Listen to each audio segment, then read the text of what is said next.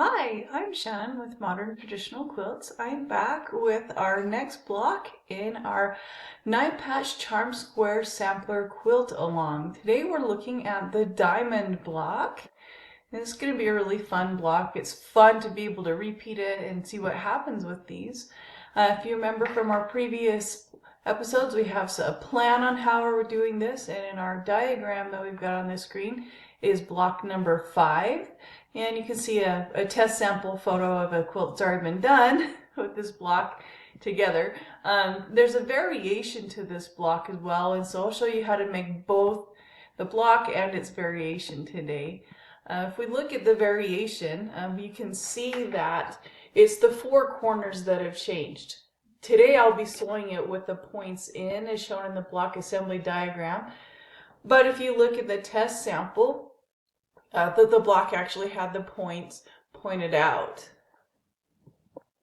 So if you look, I've laid out my colored pieces the way I wanted to do it. If I wanted to change and make it the other variation, all I would have to do is rotate these 4 corners 90 degrees. And then you would have the other variation. So just kind of be aware that of that with your 4 corners. You can do either variation that you want to. I'm going to go back and put the points in simply because I like it that way.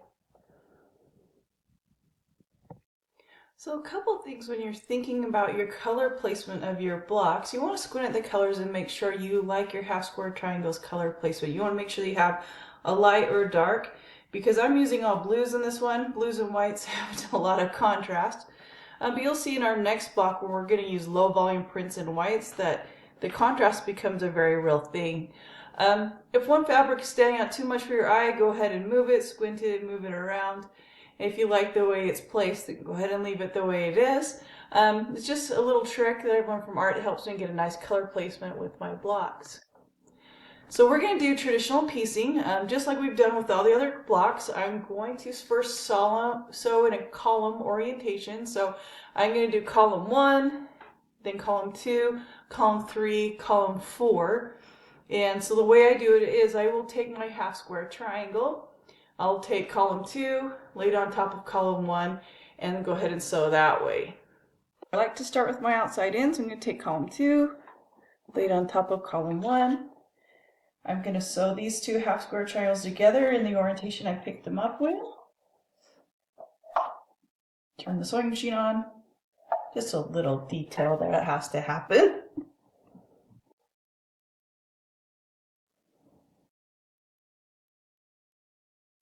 And if you notice, I am not going to clip threads. And the reason why, it makes it so that I can have my whole rows pinned for the next column, which is really cool. You get to your crosswise rows, there's no need to pin those because the threads are holding them in the correct orientation. Okay, so I've chain pieced row 2 onto row 1. So I can just go ahead and finger press those open. And when I do that, see our orientation is still correct on the screen. Now I can take row 3, lay it on top of row 2, and look, none of these threads have been clipped.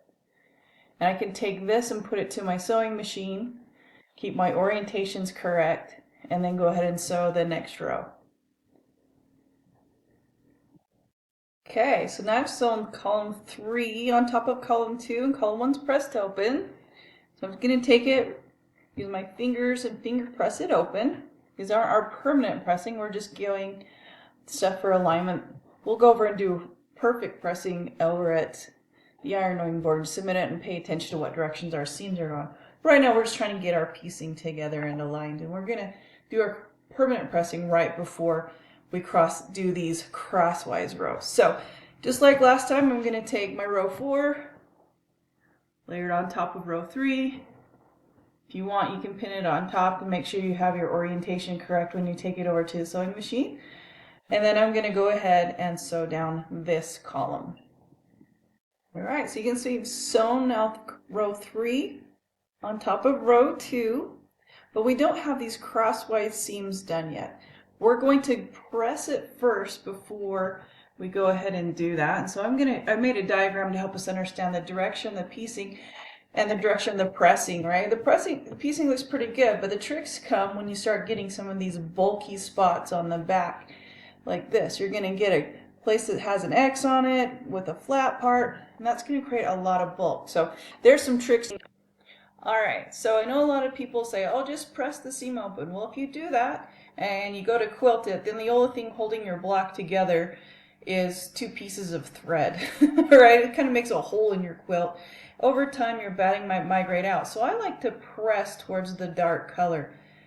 And the reason why people like to press open is because it reduces bulk. Well, if you press towards the dark color and then press your seams in opposite directions, then you get rid of that issue with bulk and you don't have any problems. Say like you go take your quilt and you take it to a long armor, and I did long arm quilting for a number of years and it's happened all the time. A thread might break. If they press the seam open, then all of a sudden you have a hole in your quilt. I would hand stitch those closed, but I know some long armors would just leave the hole. So that's not a good thing. So we want to make sure that we always have fabric underneath every single seam.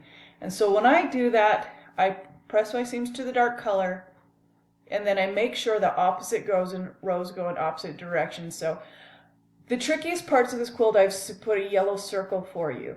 Okay, this is two spots that are going to nest. So two, I call them X marks the spots where you could blunt your tips. So you want to make sure that you pin correctly through both of those and that you match those. All right. If we look, we want our seams to be going opposite directions in opposite rows. So if we look at our column 1 and column 2, I have the first two seams going down, shown in green, and then the next seam going up in purple. That way, we press to the area of less bulk. The next row actually is a mirror image of that. Okay? To press the least amount of bulk, again, you have those X marks the spot seams where you have a triangle coming in, and you've got and a thread and a diagonal, and it's a really thick spot. So you're going to press that so it lays flat towards the white. Then you're going to continue that row up and continue away. And if you do that, you can kind of feel with your fingers, kind of push those two fabrics together, and you're going to feel it nest. That's what you want to have happen. And so one of the big tricks, one of the problems people get into with patchwork is that they lose their points. So I drew this picture. I call it X marks the spot. Okay? And if you look, the blue lines here, you draw a line along those threads. You can see there's an X here. On line number 1, there's also an X here. You want the center of that X to match the center of that X and your sewing machine needle to go through the center of that X. When you do that, you don't lose your points and you're able to get the threads to align to the least amount of bulk. In addition, where you see I have the horizontal lines, this is offset a little bit. I want the vertical line on number 1 to align, I want the horizontal line with number 1 to align with the horizontal line in number 2. And when you do that, you get perfect alignment, your seams nest, and your bulk goes away. Okay, so I just wanted to show you the back of this block before I did this columns and see that I have the seams going in opposite directions. So when I fold it backwards together so I can sew this row, you can look that this seam is going that way. This bottom seam is going this way. And if I line them up, you can actually feel that bulk with your fingers. You can feel those seams kind of push against one another. It locks your quilt together, makes it more sturdy, but it also acts as pins for you. See this? I can feel this one really carefully. Kind of pins it together. So you don't actually have to put pins in there. You can see it nest, and when you do it that way, you end up with your blocks being really square. And that makes it so you don't have to trim a lot off later when you get to the squaring part of your blocks.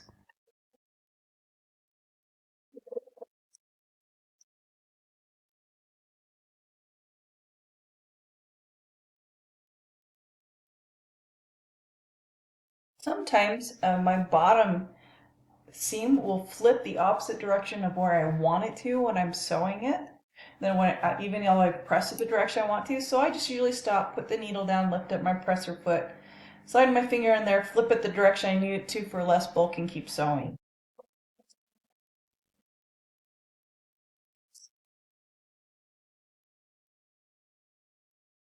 Okay. So here we've got all of our cross rows sewn. All I need to do is iron this, and we have another cute block. This one is the diamond in a diamond. So another thing to think about, there's often more quilt top ideas than time to sew. Like that's was my favorite thing when I did long arm quilting for hire, is that I would get to see the quilt tops that other people made and realize that there are so many patterns and ideas and different ways of doing this that I will never in my lifetime get to make every quilt that I want to.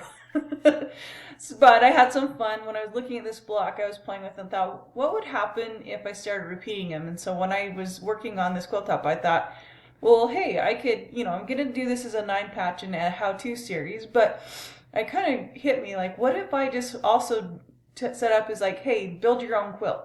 So if you wanted to take this block and instead of doing the 9-patch quilt along the way we did and just sew this same block over and over and over again, if you said it with 4 blocks, it would look like the quilt that I have on the screen, and you'll see a secondary pattern beginning. And that's what I really like when these tesseract patterns begin. If you look in the center, it makes this diamond in the middle. And that's what happens when you use the variation block and you have these corners flipped out. So it's kind of a fun thing to look at. So I hope you enjoyed this project today, and I hope you enjoyed your quilt blocks, and we'll see you next time. Have a good day.